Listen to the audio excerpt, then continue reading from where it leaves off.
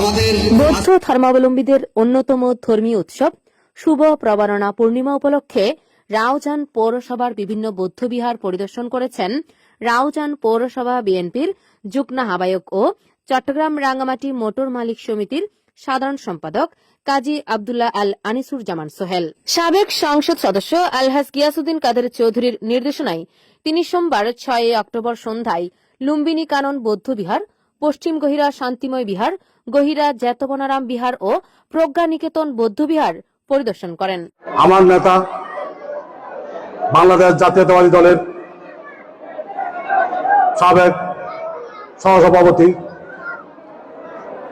বাউজন থানার অভিভাবক, সাবেক এমপি আলহাজ গিয়াসউদ্দিন কাদের চৌধুরী প্রবরণা পূর্ণিমার শুভেচ্ছা জানিয়েছেন আপনাদেরকে। আমার আব্বাকে আপনারা বিপুল ভোটে নির্বাচিত করেছেন, কিন্তু দুঃখের বিষয় উনি একদিনের জন্যও এই রাউজান কার্যালয়ে চেয়ারে বসতে দেয়নি ফ্যাসিস্ট আওয়ামী লীগের লোকজন। তারপরও উনি জীবনের ঝুঁকি নিয়ে প্রতিনিয়ত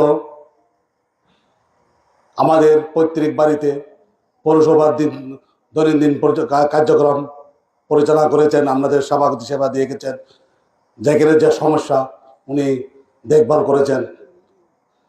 আমাদের জাতীয়তাবাদী দল সাম্প্রদায়িক বিশ্বাসী কত প্রজামণ্ডলে প্রজাতে একটি মহল চেয়েছিল আমাদের নেতা আলহাজ গিয়াসউদ্দিন কাদের চৌধুরীর দুর্নাম হয়, বিশৃঙ্খলা হয়, কিন্তু আমরা গিয়াসউদ্দিন কাদের চৌধুরীর নির্দেশে আমরা রাউজানকে দেখিয়ে দিয়েছি যে আমরা মুসলিম, হিন্দু, বড়ুয়া সবাই একত্রে এবং সুষ্ঠুভাবে এই প্রজামণ্ডল শেষ করতে পেরেছে।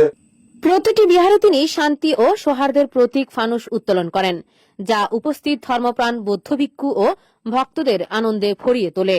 পরিদর্শনকালে শিবলি সংঘের উদ্যোগে কাজী আব্দুল্লাহ আল আনিসুর জামান সোহেলকে সংবর্ধনা প্রদান করা হয়। তিনি বৌদ্ধ ধর্মাবলম্বীদের উদ্দেশ্যে বলেন, বাংলাদেশ সাম্প্রদায়িক সম্প্রীতির এক উজ্জ্বল উদাহরণ। প্রবরণা পূর্ণিমা আমাদের সমাজে শান্তি, মৈত্রী ও ভ্রাতৃত্ববোধ আরও জোরদার করুক এই কামনা করি। পরিদর্শনকালে উপস্থিত ছিলেন সত্যজিৎ বড়ুয়া, খোকন বড়ুয়া, আশিস বড়ুয়া, সরুণ বড়ুয়া, প্রভাত বড়ুয়া, রাউজান পৌরসভা বিএনপির সহসভাপতি কাজী আব্দুল্লাহ আল মামুন, বিএনপি নেতা জি এম দিদার, যুবদলের যুগ্ম আহ্বায়ক কাজী শহীদুল হোসেন, স্বেচ্ছাসেবক দলের আহ্বায়ক